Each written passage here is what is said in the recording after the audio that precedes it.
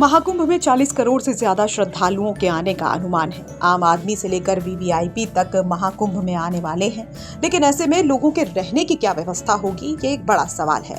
Hotel से लेकर आलीशान डोम सिटीज के बारे में तो आपने सुना ही होगा, लेकिन क्या आपने मोस्ट वीवीआईपी कॉटेज देखा है? अगर नहीं तो चलिए हम आपको दिखाते हैं। ये है वीवीआईपी घाट पर तैरते कॉटेजेस।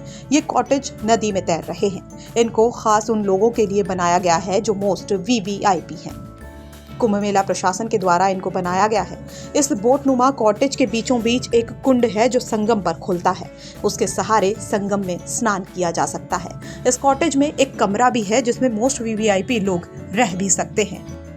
आम हो या खास, इस महाकुंभ में सबके लिए अलग अलग व्यवस्थाएं हैं। आम आदमी है, उसके लिए अगर संगम जाना है तो वो संगम पर स्नान करेगा।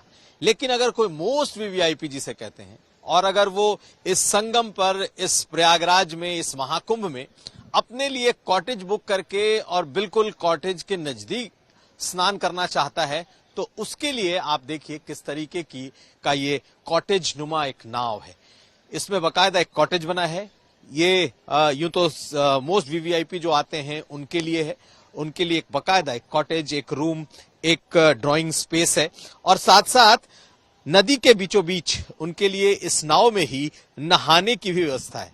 ये जो कुंड देख रहे हैं ये इसी नाव पर बना हुआ है, और सीधे ये इस संगम, ये इस गंगा और जमुना की जो का जो प्रवाह है उससे जुड़ा हुआ ये कुंड है। यानी कि आप अपने इस कॉटेज से निकले, इस नावनुमा कॉटेज से निकले, यहां स्नान करें।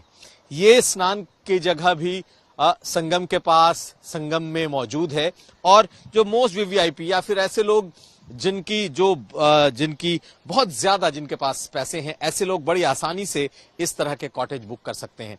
तो ये ज्यादातर जो मोस्ट वीवीआईपी होते हैं उनके लिए व्यवस्था है, लेकिन संगम में कहते हैं सबके लिए व्यवस्था की गई है।